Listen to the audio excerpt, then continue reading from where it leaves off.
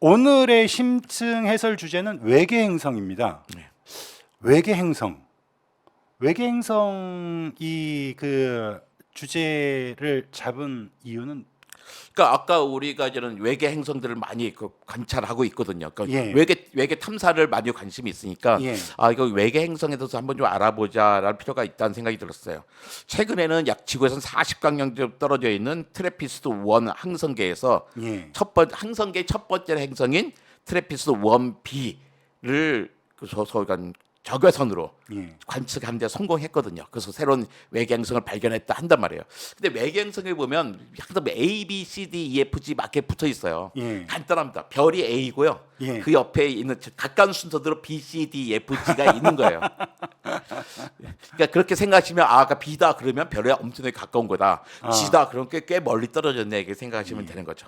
오늘 이 뉴스를 그 관장님이 선택을 하셔서 저도 몇 개 찾아보다 보니까 앞으로도 이 얘기가 많이 나올 것 같아서 좀 말씀을 드리는데, 이제 항성도 있고 행성도 있고 위성도 있고 그렇지 않습니까? 네. 그래서 찾아봤더니 초등학교 5학년 1학기 태양계와 별 이 항목에 나오는 설명이더라고요. 예, 맞습니다. 근데 저도 머릿속에 어렴풋이 있긴 하지만 정확하게 설명하라면 자신이 좀 없었는데 제 설명이 맞는지 네. 한번 좀 제가 말씀을 드릴게요. 그러니까 항성은 이제 붙박이 별이라고도 네. 얘기를 하고 움직이지 않죠. 네. 근데 자기 스스로 빛을 내고 열을 내는, 네. 그래서 대표적으로 태양 같은 거, 네. 그게 항성이죠. 예. 그리고 행성은 그 태양 같은 별 주위를 공전하는, 근데 스스로 이제 그 빛을 내지 못하는 이런 별들이 그 행성인 거죠. 예. 대표적으로 지구고. 예. 그리고 위성은 지구 같은 행성을 또 공전하는 그 달 같은 달이 그런가요? 맞습니다. 그런 게 위성이죠. 저는 이거 너무나 좋아하는 분위기인데요. 예. 보통 과학 프로그램 때문에 잠깐 어려워지기 시작해요. 예. 예, 우리의 그 과학인 이정모는 어렵지 않은 어려운 거 안 다룹니다. 아예 안 다뤄버려요. 어떻게 하느냐 어려운 걸 쉽게 설명하는 게 아니라 어려운 건 안 다룬다는 게 원칙을 갖고 있습니다. 네, 그래도 우리 충분해요. 그러니까 생각하시면 돼요. 정확해요. 그러니까 초등학교 5학년 1학기 뭐 자녀분이 초등학생이 있으면요, 5학년 1학기 교과서 대략 50페이지에서 60페이지 사이에 항성, 행성, 위성 구분해져요. 항성은 항자의 그거예요. 자, 성자잖아. 별 성자에다가. 그러니까 우리나라에다 별이죠. 사실 별은 아니지만 항성은 항상 그 자리에 있다. 그게 항성이고 그게 별이에요. 행성은 단일 행자를 씁니다. 그러니까 수금지와 목토 천해명 이런 게 행성이에요. 별 주변을 도는 거고. 움직일 행장. 그렇죠. 위성은 지킬 위예요. 네, 지킬 위해서 달처럼 행성을 도는 건데 그냥 도는 게 아니라 지키면서 도는 거야. 보초처럼. 그러니까 웃기는 거죠. 누가 뭐 달이 지구를 왜 지킨다니 어쩌면 어떻게 그렇게 했어요. 막 보초인가 지가 어쨌든 그런 겁니다. 예. 그리고 또 이제 아까 40억 광년이라는데 솔직히 광년하면 예. 빛의 속도잖아요. 예. 빛의 속도로 40억 년을 빛의 속도로 잰 그러니까 아까 40억 광년이 아니고요. 40광년이요. 40광년. 40광년. 40광년이라 해도 엄청난 거리겠네요. 그렇죠. 이제 정확하신데요. 광년은 시간이나 속도가 아니라 거리 단위예요. 예. 그러니까 광초가 있습니다. 광초. 예. 빛이 1초 간 거. 예. 광년은 빛이 1년 간 거. 근데 뭐 광주, 광월 이런 거 없어요. 빛이 일주일 한 달에 때는 안 칩니다. 광초하고 광년만 광초, 있네요. 광년만 있어요. 근데 광초는 빛이 1초 동안 간 거리인데요. 예. 1초에 2억 9,979만 3,458m를 갑니다. 와. 그 외기 쉬워요. 제가 써줬는데 이렇게 했어요. 딱 이게 보시세요. 2억 9,999만 7,907 다시 2억 9,979만 2,458인데요. 29979 2458이에요. 전 이렇게 외워요. 애구구 다 때려치고 이사가요 오빠 이거예요. 애구구 다 때려치고 이사가요 오빠 하면요 29979 2458을 딱 기억나는 거예요. 이거 기억 못하시면요 한 번만 돼요. 내일 아침에 샤워하면서 애구구 다 때려치고 이사가요 오빠 기억하면요 영원히 빛의 속도를 기억할 수가 있는 거예요. 야. 엄청나네요. 근데 이게 숫자가 중요합니다. 어디 가서 빛의 속도가 얼마야? 대략 1초에 한 30만 킬로 가는 거 아니야? 그거보다 29979 2458이야. 그렇죠. 2억 9,900만으로 시작하면 그 있어 보이잖아요. 빛의 속도가 어느 정도 되나? 굉장히 빨라. 이거랑 또 299, 792, 458 이거랑 또 다르죠. 299, 792, 2458. 그러니까 이구구, 애구구, 때려치고 이사가요 오빠, 이사오팔 이 정도 외우시는 게 참 좋은 방법입니다. 예. 그러니까 보통 1초에 지구를 7바퀴 반도로 서둘러겠네요. 그러니까 지구의 달까지 1.3초가 걸리고요. 화성까지는 3분 2초가 걸립니다. 태양에서 지구까지가 8분 19초, 겨울에 여름에 와. 8분 20초예요. 태양 다음으로 가까운 프록시마 센타우리까지는 4년 3개월이 걸립니다.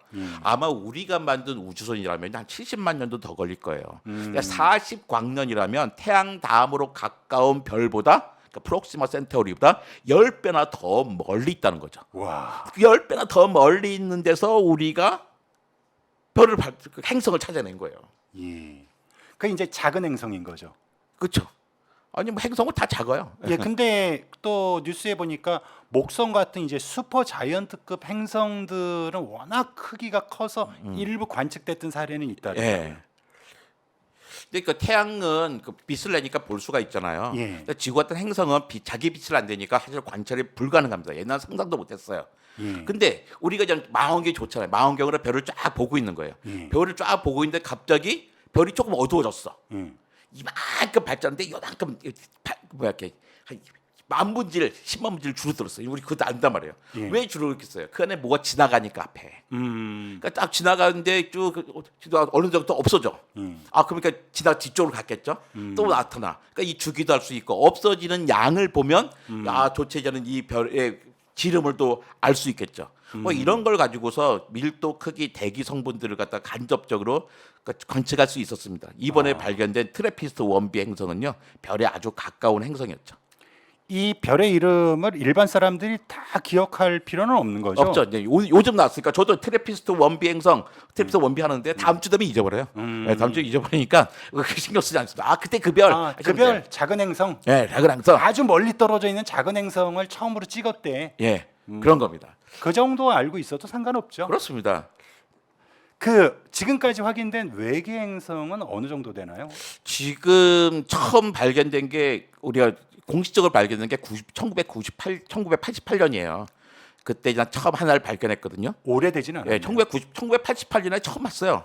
우리가 그 눈이 안 좋았으니까 그 전에는. 예. 근데 2003년에 그걸 외계 행성으로 처음 인정을 했습니다. 근데 뭐든지 첫 번째가 힘들죠. 그 다음부터는 쏟아져요. 지난 3월에는요, 작년 3월에 5천 개가 돌파했어요. 그 발전계대가 한 6,700개 되는데 우리가 정확히 분석을 아직 못한 거죠. 근데 지금 아침에 찾아보니까 5,061개쯤 되더라고요. 근데 이것은 다 일단은 우리 은하 안에 있는 겁니다.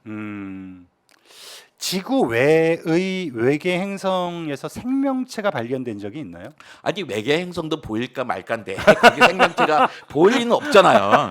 근데 좀 여러 가지 간접 조건을 찾는 거죠. 거기도 뭐 지구와 비슷한 크기에서 중력이 있는지, 태양으로부터 적당한 거기 별부터 적당한 거리인지 뭐 이런 거예요. 그 물이 있을지 온도도 보고 그런 거죠. 근데 아주 오늘 아주 한두 시간 몇 시간 전에 중요한 뉴스가 떴는데요. 예. 외계 행성에서 자기장이 발견됐다는 거예요. 그러니까 12광년 떨어진 적색 외성인 네. 그러니까 YZ 세트에서 온 자기장을 분석했더니 자기장이 막 흔들리는 거예요. 이게 뭐냐면 별의 자기장을 봤는데 그 앞에 행성이 지나가면서 행성이 가까우니까 이 행성에도 자기장이 있으니까 자기장끼리 충돌이 일어난 거죠. 이건 정말로 엄청나게 중요한 뉴스예요. 왜냐하면 지구에 사람이 살 수 있는 이유는 지구에 자기장이 있기 때문이거든요. 자기장이 중력 같은 거에도 영향을 미치는 건가요? 중력에 영향을 미치기보다는 별에서는 태양풍, 우주 입자와 방사선이 와요. 그 생명체들이 다 살 수가 없죠. 그것 때문에 태양풍, 방사선 때문에. 자기장이 있으면 그걸 다 쳐내주거든요. 태양풍을. 보호막을 쳐주는 거네요. 쳐주는 거죠. 근데 여기는 있다는 거니까 어때요? 저 행성에는 전체 생명이 살 수 있는 최적의 조건을 가졌다는 것을 알 수가 있는 거죠. 그러니까 우리가 외계 행성들 우리가 5천 개 이상을 발견했지만 처음으로 지구와 같은 자기장이 있는 행성을 발견했다는 것이 오늘 나온 아주 중요한 뉴스입니다. 대다수의 행성은 그럼 자기장이 없나요? 있는지 없는지 몰라요. 왜냐하면 태양과 너무나 멀리 있으면 그 자기장끼리 서로 간섭을 하지 않기 때문에 알 수 없었는데 이건 별과 가까이 있으니까 발견한 거죠. 그러니까 많이 없어요. 화성도 자기장이 없어요. 화성도 자기장이 없어서 우리가 화성에서 살자는 거냐 사실 꿈일 수가 있어요. 그렇죠. 네. 약간 뭐 간단한 질문일 수도 있고 어려운 질문일 수도 있는데 별에도 나이는 있을 수 있죠. 예. 그 죽음이 있나요? 그러니까 이제 그 탄생과 소멸 그리고 그런 기준들은 어떻게 정하는지 좀 궁금해요. 아니 그러니까 별도 모든 뭐 생로병사가 있잖아요. 예. 생겼어요. 그 생겨서 빛을 내고 있어요. 그 별이 예. 된 거예요. 예. 그러다가 없어요. 그 별이 없어졌어요. 그냥 아예 존재 자체가 사라진 거죠. 건가요? 그뭐 쭉 작아서 수축되든지 펑 터져서 없어지든지. 그러니까 큰 별들은 뭐 여러 가지 방식들이 있는데 큰 별들이 뭐 더 커졌다가 그 다음에 뭐 폭발을 한다든지 그래서 초신성 폭발을 한다든지 나중에는 뭐 이게 블랙홀이 된다든지 아니면 중성자별이라든지 다양한 방식이 있습니다. 근데 결국에는 별들은 다 터져서 나중에는 은하의 먼지가 되는 거예요. 근데 그 먼지들이 다시 합쳐져서 별이 됩니다. 근데 초기 별은 왜 빅뱅 때 생긴 별은요 안에 재료가 그 수소와 헬륨밖에 없었어요. 근데 그 별 안에서 이제 다양한 원소들이 만들어졌잖아요. 산소, 질소, 철도 만들어졌잖아요. 그 나중에 생긴 별들은 그것들을 다 가지고 있죠.